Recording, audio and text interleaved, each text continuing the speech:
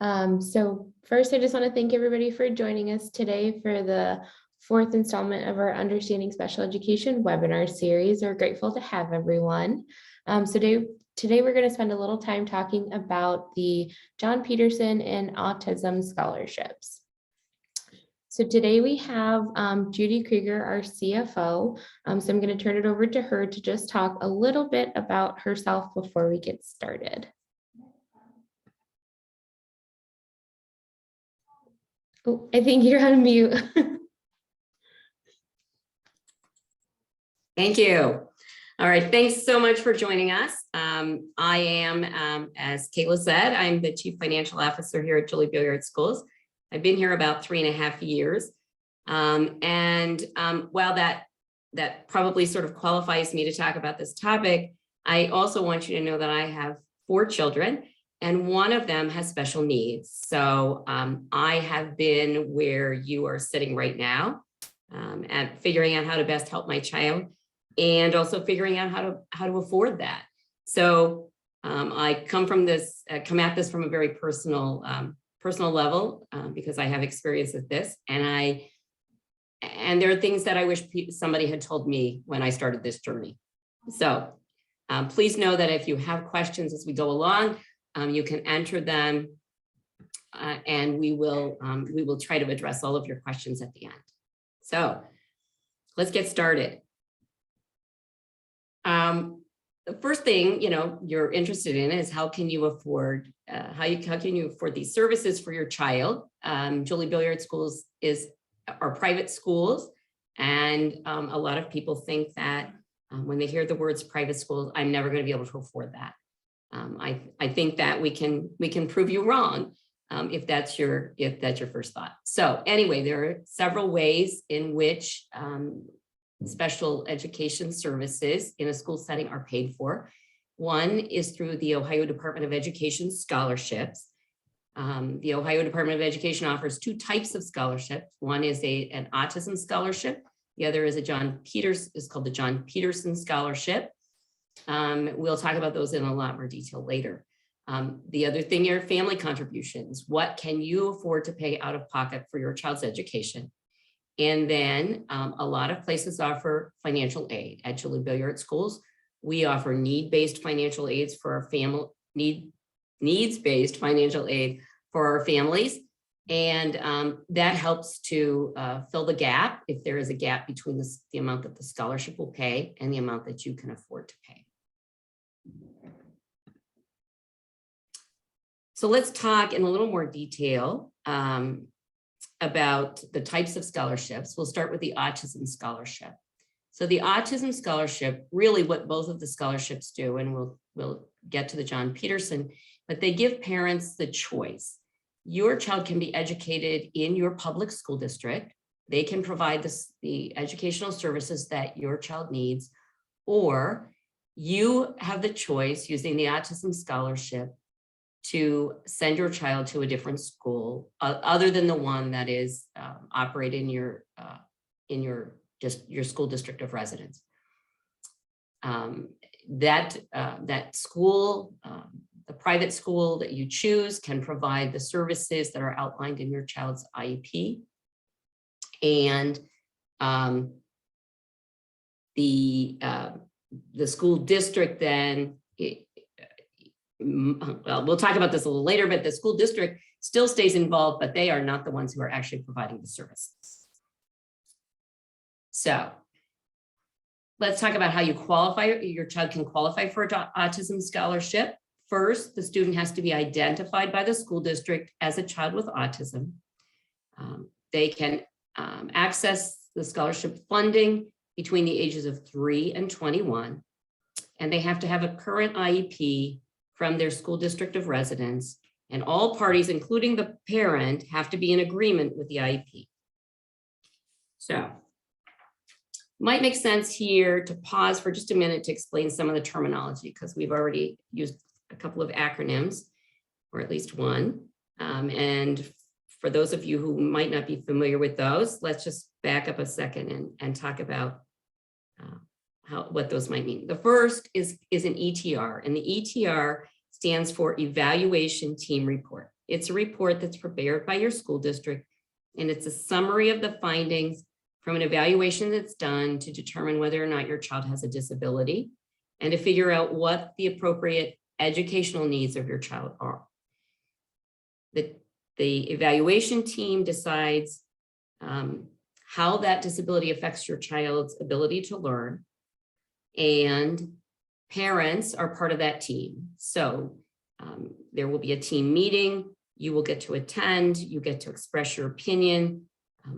There might be a number of evaluations that are provided to you at that time, perhaps that have to do with speech or occupational therapy. All of these factors come together, and a conclusion is reached regarding what the child's identified disability, and then how to meet the educational needs of the child. So an ETR has to be done every 3 years. It's not a once and done. There is an initial evaluation that's done to determine that they qualify for special education services.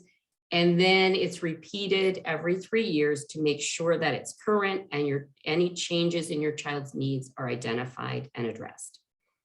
Now, I'm just going to tell you a little exception to this 3-year rule.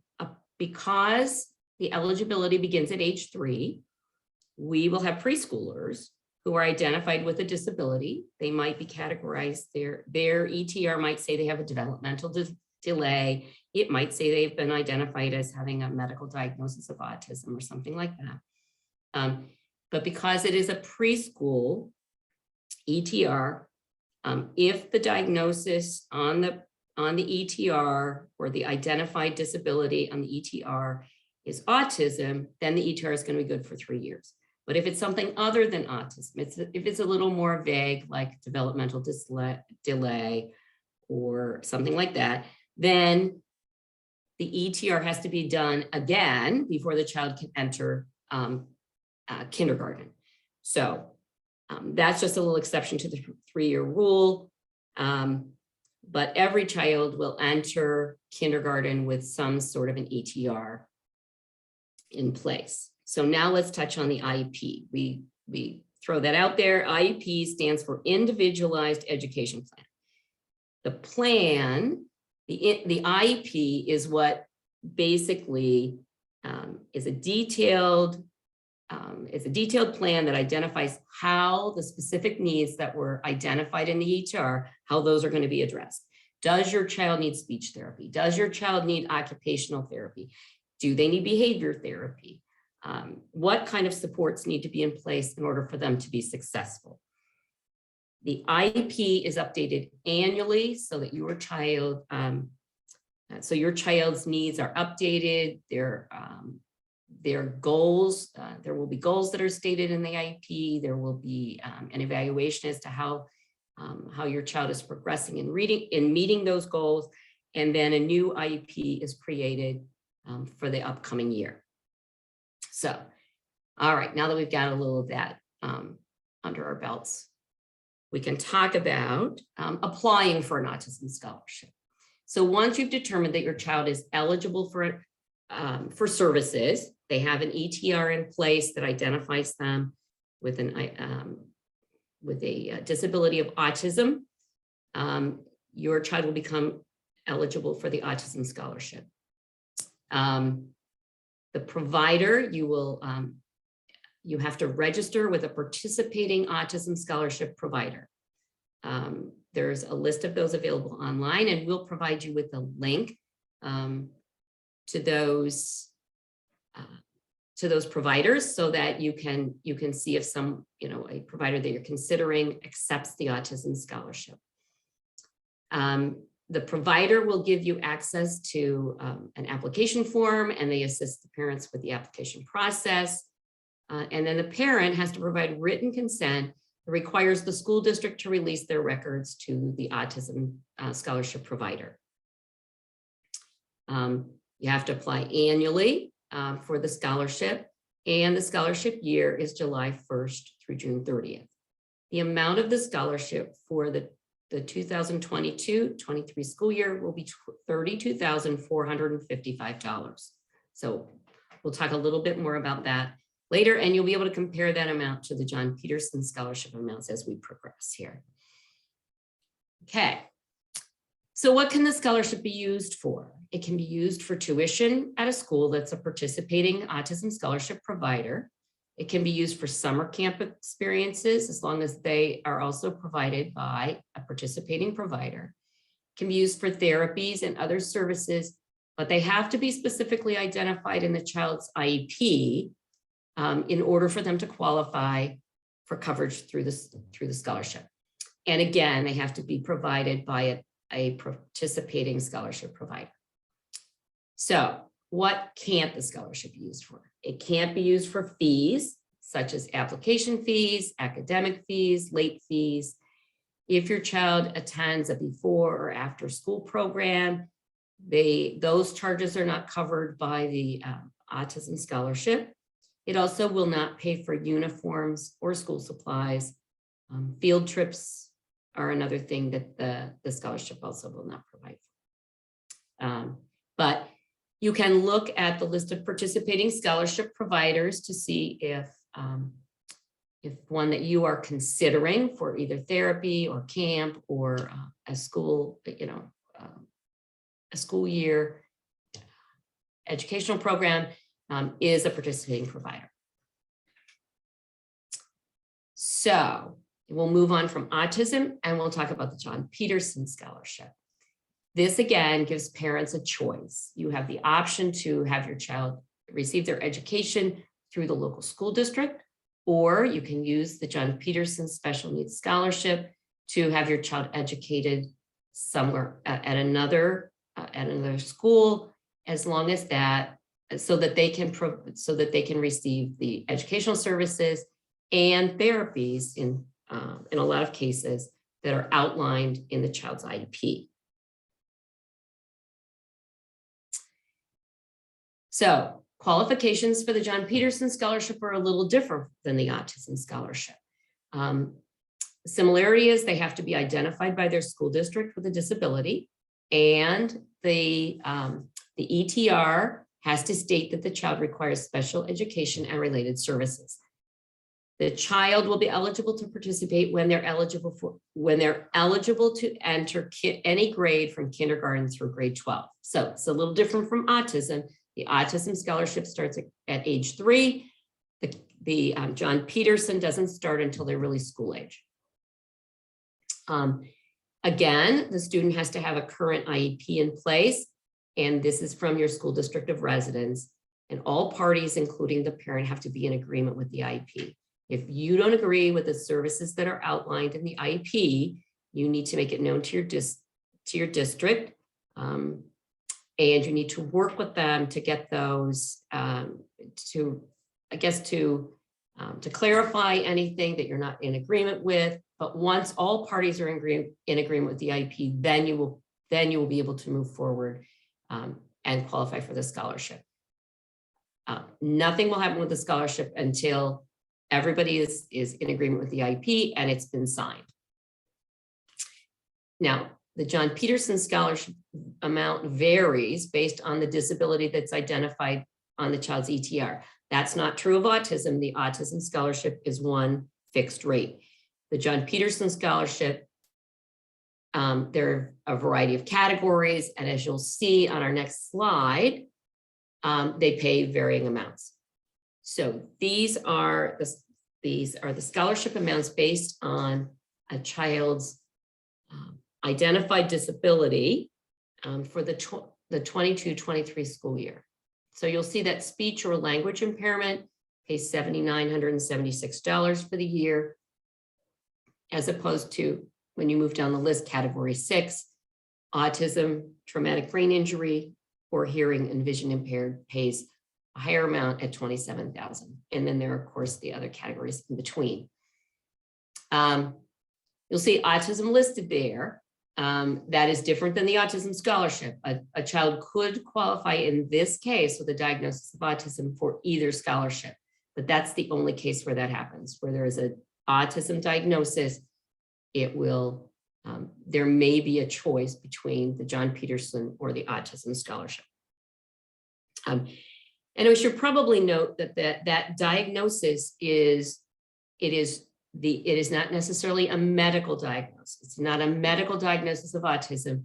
It is autism that affects their ability to learn. So that's what's identified in the ETR. It's more of the impact of that disability on their ability to learn rather than the medical diagnosis, because a child can have a medical diagnosis of autism and it may not impair their ability to learn. It may impair other areas, of their, whether it's socialization or whatever, but it may not be having a serious impact on their ability to learn. And that's what determines the scholarship, the impact of the scholarship and whether or not you qualify for the scholarship. So applying for a Jon Peterson Scholarship, again, you have to register with a participating scholarship provider, and that might be different.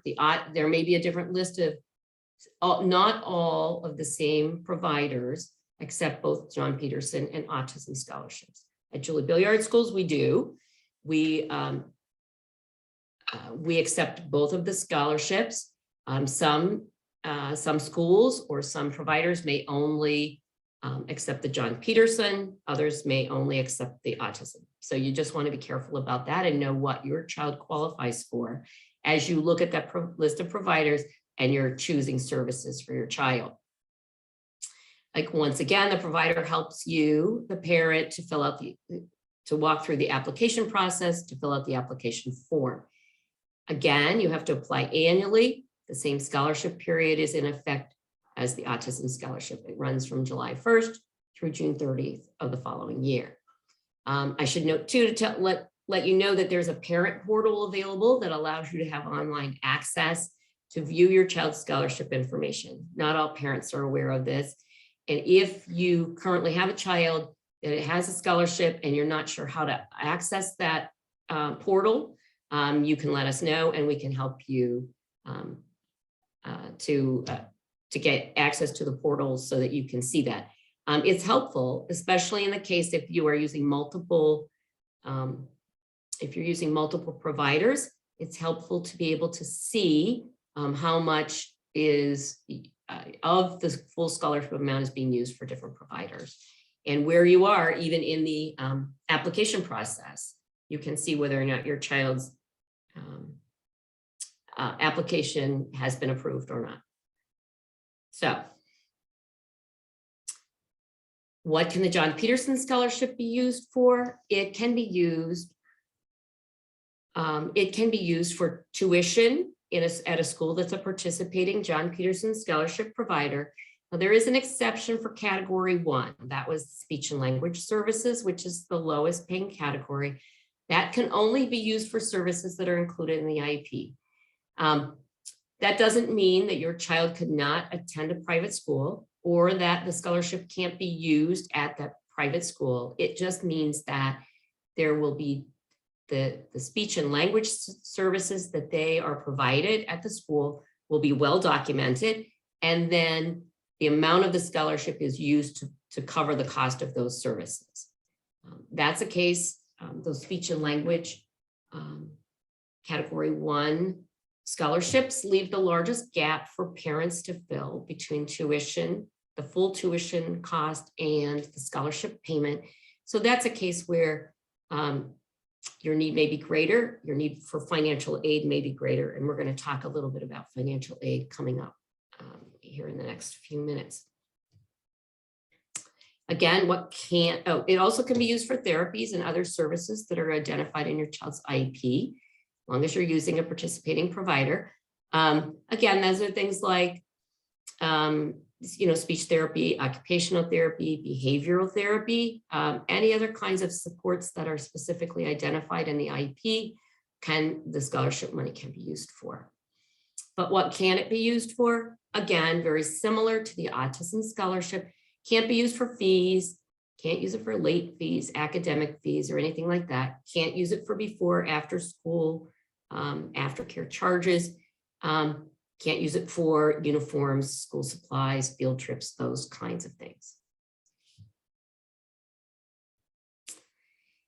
So through all of this, we keep talking about the school district, even though you may have made the choice to send your child to Julie Billiart Schools or another private school, and you've moved away from your local school district, your district of residence, they're not out of the picture. They are still very much involved in your child's education because their responsibilities include doing that initial determination, that initial evaluation to determine whether or not your child has a qualifying disability. They also determine whether your child's disability allows them to qualify for special education services on an ongoing basis. So that's the ETR that we're talking about. That initial ETR is the initial evaluation to determine if they're eligible for services. And then again, every 3 years, they make another determination to make sure that your child continues to qualify for services. Your school district is also responsible for an annual IEP, that specific plan that identifies how the school, wherever your child goes, how they're going to address your child's needs. So that's what the school district is responsible for. But one of the things you need to keep in mind that because the school district plays such a significant role in the scholarship and in your child's, future with the scholarship, you have to make sure that if you move and your school district changes, you have to make sure that you have notified the school district and that they are on top of this so that they can get involved. You can get the IEP scheduled for your child and you don't skip a beat. What you don't want to see is that, you've moved mid-year, you haven't let the school district know that you're now in their district because your child isn't attending school there. You need to make sure that they're aware so that they accept responsibility for the continuing, whether it's the ETR or the IEP that your child needs going forward so that they qualify. Okay. So the Jon Peterson families, because the amount of the scholarship does not always cover the full cost of tuition at a school like Julie Billiart Schools, the funding tends to come from 3 sources. The Jon Peterson Scholarship is a piece of it. The family contribution, what you agree to pay out of pocket, is another piece of it. And then that need-based financial aid that we talked about a little bit about earlier. So let's talk a little bit about how you can apply for financial aid at Julie Billiart Schools. So we're really fortunate that we have donors who believe in our mission and who really want to help our kids and make sure that as many kids who need a JV education as possible are able to get one. So we really don't want the cost of tuition to stand in your way when you look at whether or not you can afford to send your child here. Last year, we were able to award almost $1 million in financial aid, and we're really thrilled that we were able to help families, to provide, a great education for their students, and it didn't have to come, all of it didn't have to come out of their own pocket. So at JB, in order to apply for financial aid, the family will complete a financial aid application online. We're going to ask them to upload some required documentation to support their income. You're going to be asked for your tax return, your W-2s, your current pay stub. Perhaps if you receive Social Security or something like that, we might ask you to upload some documentation of that. We also might ask you to provide us with maybe a custody agreement or a parenting agreement that the court has provided in the case of divorced or separated parents. That often spells out how the educational costs of the child are to be covered from the individual parent's perspective. Sometimes that's 50-50. Sometimes the division of the responsibility for educational costs is different. And it's that's something that we would need to know so that we know which parent will be, how much each parent is responsible to pay. Anyway, once you've submitted your financial aid application, and all of your required documentation. All of the financial aid applications are reviewed by our financial aid committee. At JB, we have one committee that covers all 3 of our campuses, and this ensures that financial aid is awarded equitably among all campuses. We don't have, if you apply to Julie Billiart Schools, you can be confident that whatever you are asked to pay out of pocket or the amount of financial aid that you receive is the same no matter which school you would choose to send your child to. So our Lyndhurst campus, whether it's our Akron campus, the treatment is the same, and you can be assured that that you don't need to apply to a different campus in order to get more financial aid. This is going to be the same. And that means too, that if by chance you choose to have your child, to transfer your child to a different campus at some point during their school career, your financial aid then will go with you, and it will not be different based on which campus you attend. And financial aid is awarded taking into consideration the needs of the family and how much financial aid we have available. So we do have a pool of financial aid available at the start of every year, and we allocate that back based on the needs of our students. Things to know when we talk about need-based financial aid at JB, we allow our returning families to apply for financial aid before new families are considered. So once you are part of the JB family, you're offered first dibs on the financial aid pool of money that's available each year. Financial aid is based on the income of both parents, whether they're living in the same household or not. We ask this information from all families. So if, as we touched on before, if you have a child custody arrangement, we may ask you for a copy of your agreement, a divorce decree, something like that, just so that we make sure that we are awarding financial aid fairly among all of our families, and then fairly between the parents in the case, if we have a case where it's not a 50-50 determination. We do require documentation of income from every applicant. So we're not picking on you if we're asking you for your tax return. We're just asking you for the same documentation that we ask for everybody. The financial aid committee finds this to be really helpful, and we just apply that across the board. So everybody is asked to provide that same level of documentation. Financial aid is made available on a first come, first served basis. So it benefits you if you're applying for financial aid to get your application in early. If you're a returning family, we kind of open the gates on December 1st, and the families who apply first have the highest chance of getting the amount of financial aid that they had in the previous year. When it comes to new families, you will be eligible to apply for financial aid once your child has been screened and we've determined that we are able to meet their needs, and you have formally been accepted, then you're able to apply for financial aid. It doesn't make sense for you to apply for financial aid if we haven't determined that we have the services available for your child. So that comes a little later in the application process if you're a new family. The other thing that's important to know is that if you are a current family, your account balance has to be current in order for you to be considered for financial aid for the next year.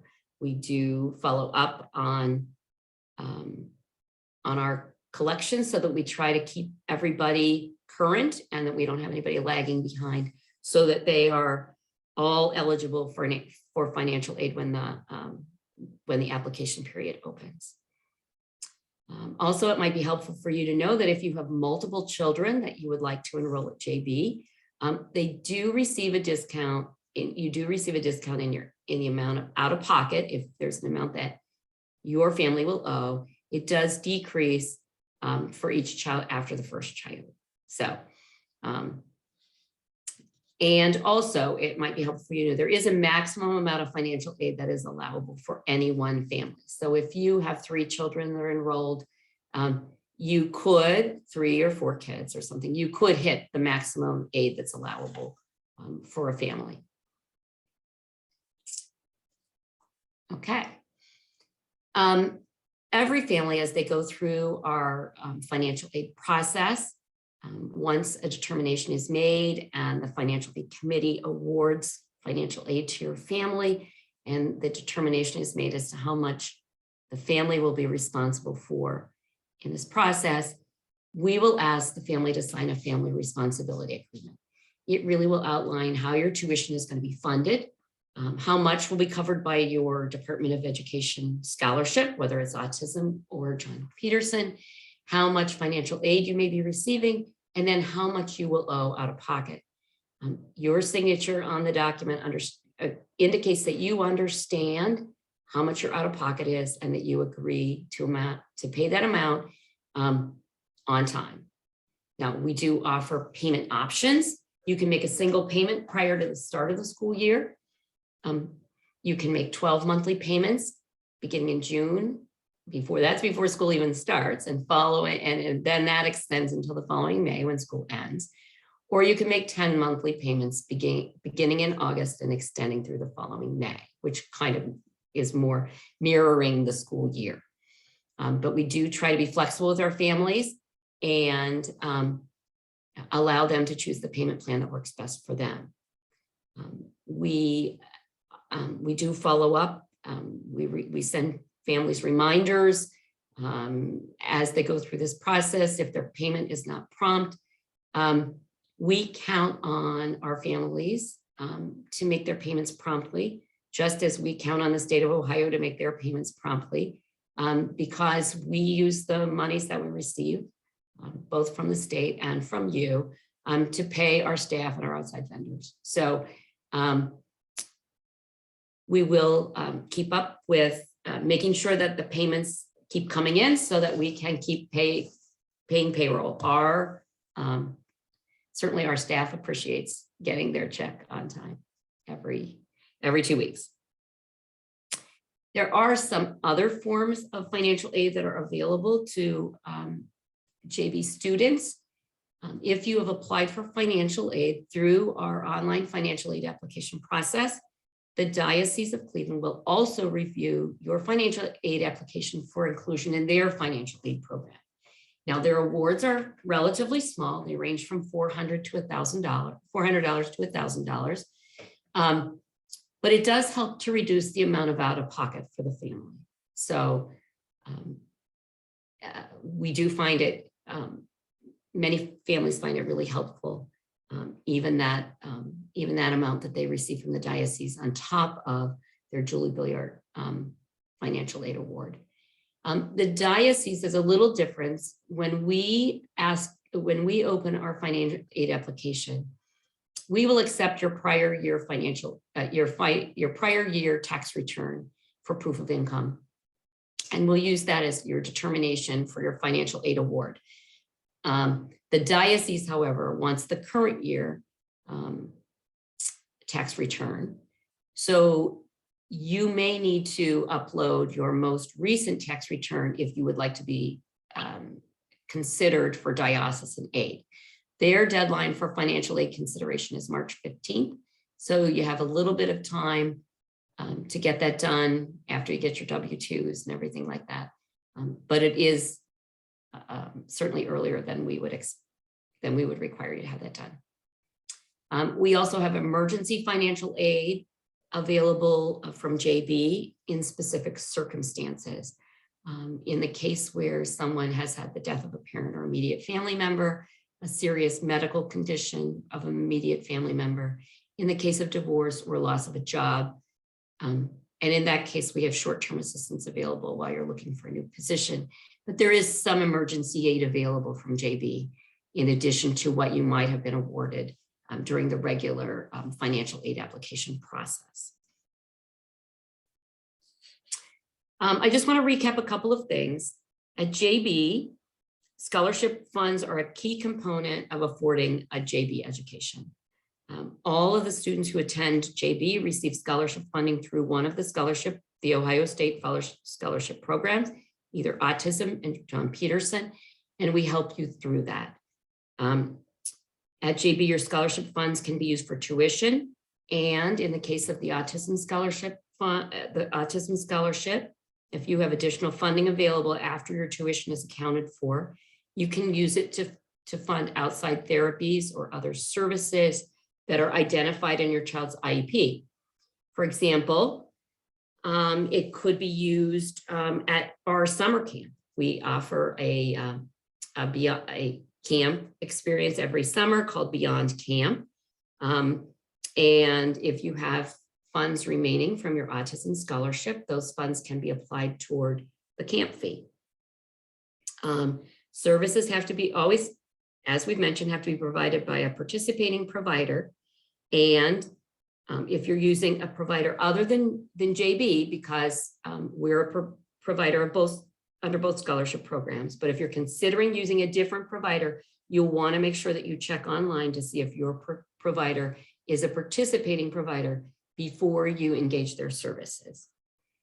Also at JB, the scholarship will cover the full cost of our tuition for the 22-23 school year. Our tuition will be $31,000 next year. The amount of the scholarship will be $32,455. So families will have some excess available to use for other services.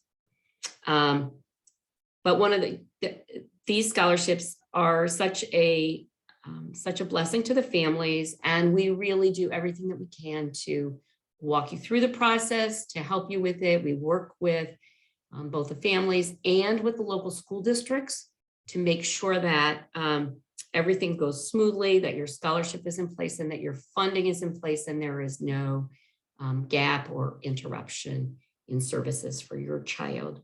Because bottom line is what we want is best, what is best for your child. We want to meet the needs that have been identified for your child in a loving and an accepting environment. And we're so happy to be able to help walk you through the process to show you that you can afford to do this. So if you have any questions, happy to answer those now. We did provide a list of resources, things that you might want to follow up on, and included in that list is the list of approved providers for both scholarship programs.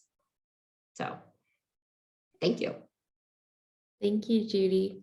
So as she mentioned, I'll be sharing all of this after.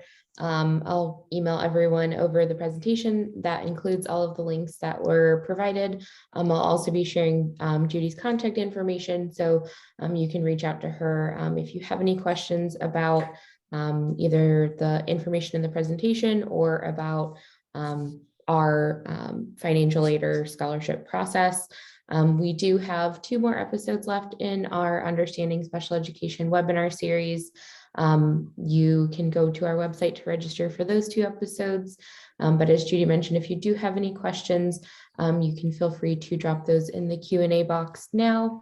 We would be happy to answer any questions that you guys might have. I know we only have a couple minutes left, so we will do our best to answer any questions that you guys have. But we do appreciate you guys taking the time out of your day to join us.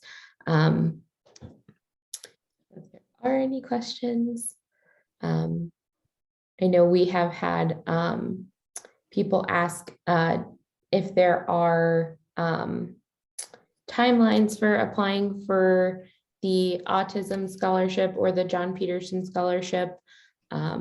Judy, if you could answer that, that would be great. Sure. Your scholarship will need to be renewed every year, and the school, like JB, would work with you to make sure that you get that done. But as a rule, if your child is entering the next school year, July 1st is the deadline for making sure that your scholarship is in place. Now, if you apply and are accepted as a mid-year enrollment, the scholarship can be approved at any point during the year, but as we enter the new school year, July 1st is the date that we're looking for. Some people also want to know, like, what if when my child has like two different disabilities? What if my child has autism and ADHD, for instance? Can I choose which scholarship, you know? And actually the ETR will be the determining factor. The ETR will identify which which disability most significantly affects your child's ability to learn. And that's how it will be determined, whether your child qualifies for the autism or the Jon Peterson Scholarship.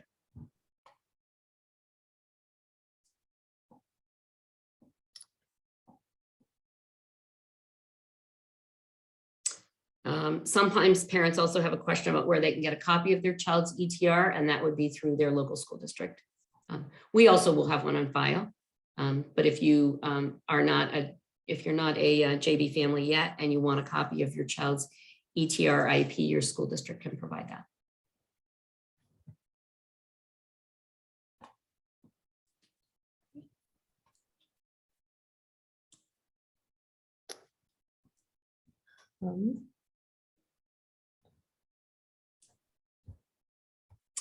Okay, you have a question about, can I get occupational therapy from Jon Peterson if on the ETR it says speech and language, but the OT is on the IEP? If the OT is on the IEP, my understanding is yes, you can, as long as the services are outlined in the IEP.